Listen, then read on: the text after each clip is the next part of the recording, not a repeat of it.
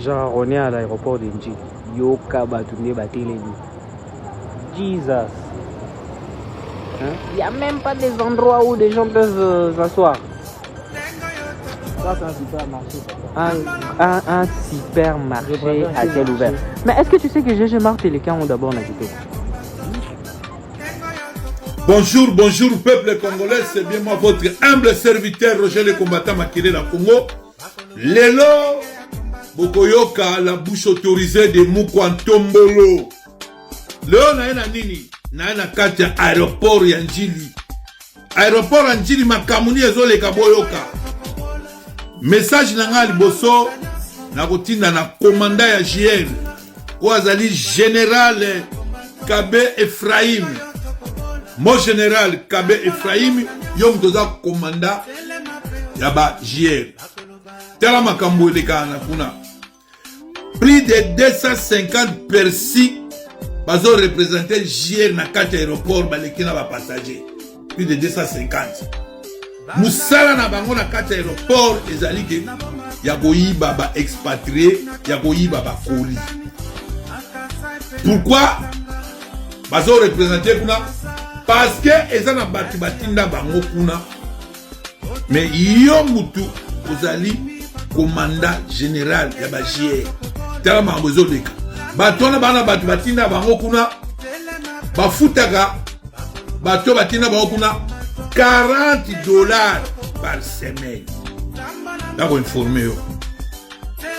Mais c'est général Kabe Ephraim. Tangu avion Mokonzamboka ekitaka. Ba JR. Ba kenda koyiba ba kérosène na avion ya Mokonzi. Ba yiba ba kérosène makambo na zoloba. Eya makambo eza makambo solo, eza makambo oyo ezo sala manakati ya aéroport ya Njili. Oje le combattant eza mboka na ngai, c'est mon président. Tango batu bazo kende koyiba kérosène na avion ya président, ça veut dire que bozo toucher Mokonzi. Parce que batu bakoko makuna te batu bakoma kuna ba JR, bozo yiba ba kérosène na avion ya Mokonzi. Alors, nous avons signalé mon général Kabe Ephraim. Na chité. Na yesikoyo epaya mon général Ndaiwele na pesi yo mbote. Na ebike ngana yo moi eloko moleka ke incompréhension problème ezate. Balobi les linges sales c'est la famille. Mon général n'a pas de problème na yote. Naza ndeko na yo, naza frère na yo, mais omoni batu mususu o otini bango na aéroport bo basala musala, bazo sala musala ndenge elongo banité. Mais c'est Safari Mirino Frédéric Azali Edem ya Demiap Edem ya Demiap na aéroport Yanjili, un mafieux, Moussala naye, ole kisa ba drogue. Dernièrement, auto lexa drogue ya maman mami, ye monga ibi makambo na zoloba, ale kisa ba drogue, ale kisa ba mbongo. Ce qui est bizarre, c'est quoi? Des fois, ceux qui ba kangi, expatriés à zobima na mbongo.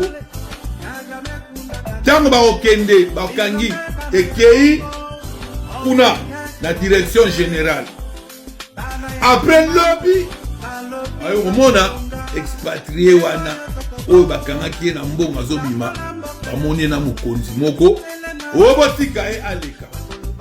Donc ça veut dire na aéroport wana donc laisser aller passoire eza trop makambo na zolo banazo beta sete. Na yeli susu pona goloba il y a un certain Rikimbemba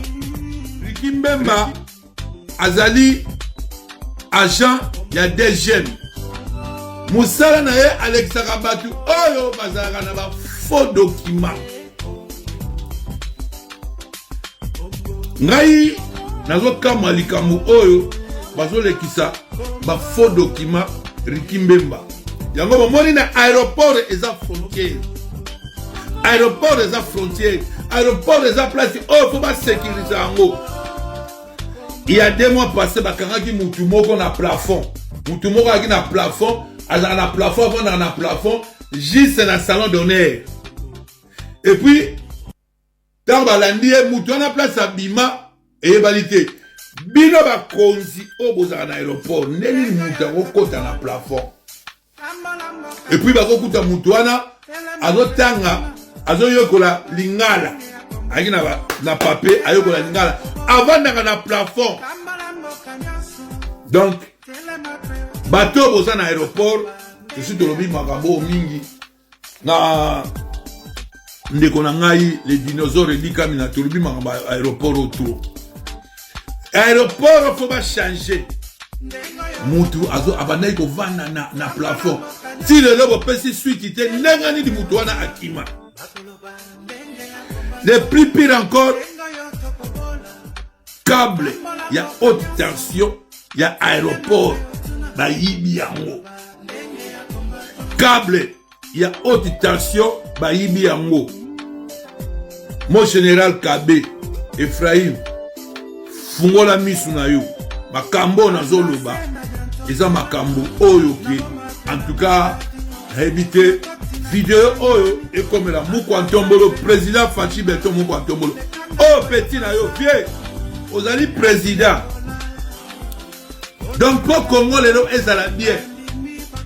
Yo faut ozala na vie. Bazo lukisa ona bandenge ebele.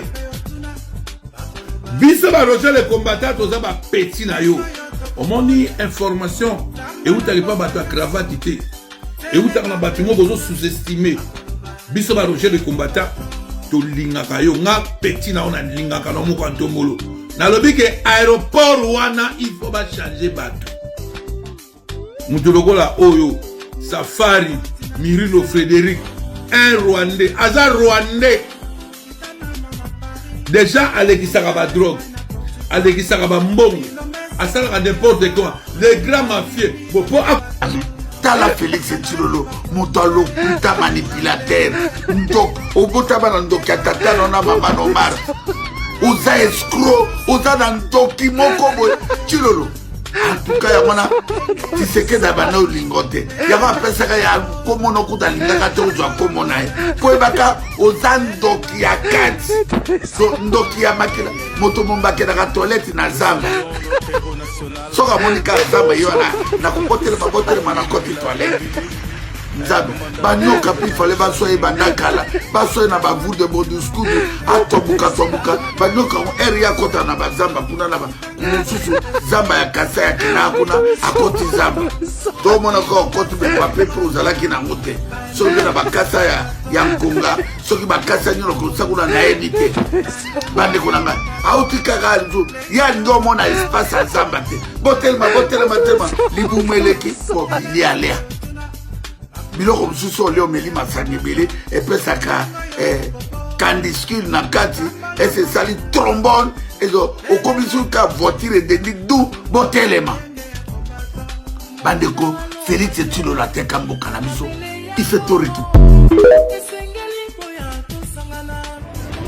Incroyable mais vrai, dans mon pays, la République démocratique du Congo, vous imaginez, l'équipe nationale joue aujourd'hui contre l'équipe nationale sénégalaise pour les comptes des éliminatoires de la Coupe du Monde. Mais toutes les deux équipes qui sont censées animer, motiver et supporter notre équipe nationale sont encore à Kinshasa. Vous savez quoi? On dit que par manque de moyens pour affréter un avion afin de les amener au Sénégal, et ils sont censés rentrer chez eux à la maison. Cependant qu'ils ont passé nuit ici. Vous vous imaginez ce qui se passe dans mon pays, s'il vous plaît. Vous vous imaginez, quand il s'agit de détourner l'argent, 2 millions et 2 millions d'argent, ces gens sont en train de détourner, ils les font sans manœuvre. Ils les font sans manœuvre. Mais quand il s'agit de bonnes causes, des actions qui peuvent amener et vendre bien positivement l'image de la RDC, ces derniers, ils se mettent en obstacle. Vous vous imaginez qu'un pays comme le Congo, 2 345 000 km², avec tout ce que nous sommes en train de générer comme l'argent, avec tout le minerai que nous avons, avec toute la richesse qu'on se vante matin, midi, soir, nous sommes incapables d'affréter un avion. S'il vous plaît, nous sommes incapables d'affréter un avion pour que nos supporters aillent soutenir l'équipe nationale. Et le comble, c'est que cette équipe va jouer sans public. Cette équipe va jouer sans soutien. Sans soutien, s'il vous plaît. Vous vous imaginez. Je vais vous montrer. Parfois, vous pensez que c'est faux. Alors, tous ces gens sont des supporters. Tous ces gens. Tous ces gens.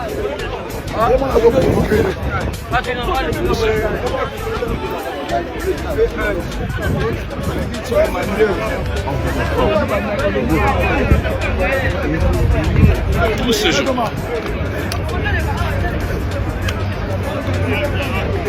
Voilà, voilà. Et le match est censé se jouer à 19h. À 19h, mais nous sommes encore ici.